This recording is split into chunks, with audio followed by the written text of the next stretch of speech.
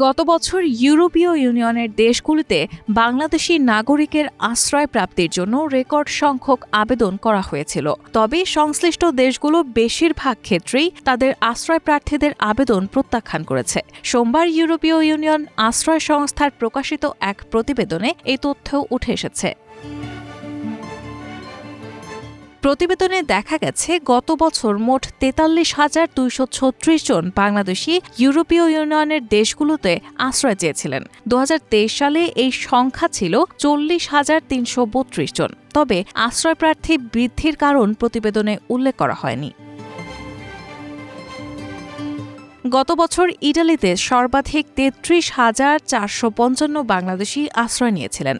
২০২৩ সালে এই সংখ্যা ছিল ২৩,৪৪৮ জন। গত বছর ইটালিতে আশ্রয়প্রার্থীর সংখ্যা ছিল মোট আবেদনকারীর ২১%।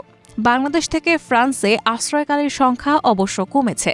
২০২৩ সালে আশ্রয়প্রার্থী ছিলেন ১০,২১৫ জন, কিন্তু ২০২৪ সালে তা কমে হয় ৬,৪২৯ জন। গ্রিসে ২০২৩ সালে আবেদন করেছিল ৬৪০ বাংলাদেশি। গত বছর আবেদন করেছিল ১,০০৪ জন। প্রতিবেদনে দেখা গেছে, গত বছর বাংলাদেশি আশ্রয় প্রার্থীদের প্রায় ৪%কে আশ্রয় দেওয়া হয়েছে, যা মোট আবেদনকারীদের মধ্যে সর্বনিম্ন। তবে সিরিয়া থেকে আশ্রয় প্রার্থীদের মধ্যে ৯০%কে আশ্রয় দেওয়া হয়েছে, আর আফগানিস্তানের আবেদনকারীদের মধ্যে ৬৩%কে আশ্রয় দেওয়া হয়েছে।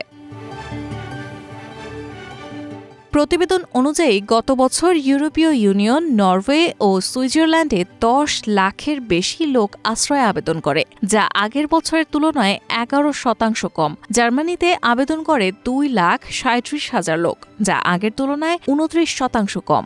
জার্মানির পর স্পেন, ইটালি ও ফ্রান্সের প্রতিটিতে ১,৬০,০০০ আশ্রয়প্রার্থী আবেদন করেছিল। রায়হানা মুন, প্রবাস খবর।